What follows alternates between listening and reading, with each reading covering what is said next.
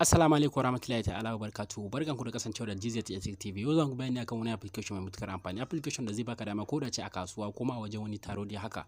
Irin yanda zaka ga wayoyi haka suna taɓatawa haka dai. Zaka ga wani ya zo an sane shi ma wani zaka ga kamar da laya sun zo sun sane mutum. So wannan application zai baka dama ko ma a ina ne. Irin zaka ga wani ya shiga keke napep, a garin shiga keke napep ya je a soke shana kaɗai zaka ga an sace masa waya. So wannan application zai baka dama ta yadda in ka saita shi kuma wani ya zo taɓa wayanka zai maka kara kuma zai ɗauko maka hoton wanda ya taɓa ma wannan wayan.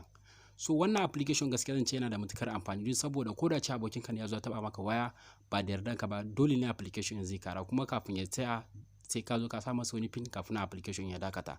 Domin ganin yadda ake wani abin ku biyo mu cikin shirin na za ku gani. Idan wani shine farkon zuwan comment channel muna roƙonka da ka danna mana alamar subscribing kana ka danna mana alamar karawa kana zai bada daman duk wani sabbin shirye mu za ka ringa samuwa. So application da za mu yi amfani da shi za mu yi amfani da wani application ne mai suna Don't Touch My Phone.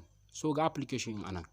Wannan shine application Don't Touch My Phone. So bayan ka download application a Play Store sai ka zo ka shige cikin application kamar haka. Za ka ɗan jira shi minti kaɗan ya yi loading kuma ga suna application Don't Touch My Phone. So bayan ka zo ka shiga cikin application kamar haka sai ka zo ka shiga nan wajen zai ce ma allow ka bashi allow da ya gaba ki da yake bukata. Okay, so ka bashi allow din da ya wayan gaba ki daya. So bayan ka zo ka gama dan setting nan dai haka, bayan ka zo ka gama dan setting nan gashi na aku kunne ma. Bayan ka zo ka gama dan setting nan sai ka zo ka shigo nan wajen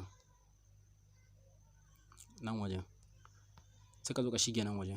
So bayan ka zo nan wajen haka zaka yi allow din wajen nan ne haka gaba ki daya zaka yi allow din shi sai ka fita sai ka zo ka shiga nan wajen sai ka zo ka shige nan wajen. So bayan ka shige nan wajen haka sai ka yi allow din wajen nan haka. So bayan ka yi allow din wajen nan zai baka daman domin ka saka pin da dai in tabbas yana kara sai ka sa wannan pin kafin nan ya zo ya dakata. So bari mu saka gashi nan 28 sai mu sa 79 kawai.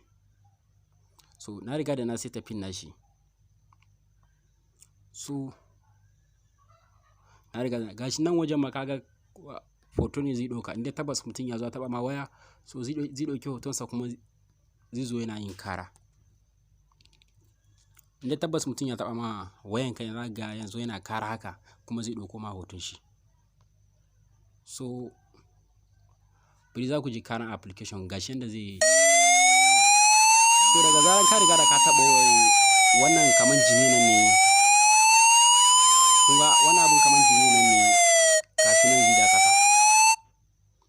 Daga zaran mutum ya taɓa wayan nan kawai ba da izinin ka ba haka dai kawai dole ne wannan jini yanzu zo ya ta kara har sai tabbas kai kanda me wayin ka zo ka cire wannan abun ka zo ka ci safin nan kafin nan application ya dakata.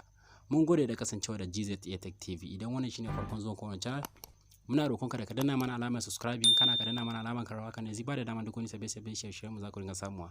Mun gode.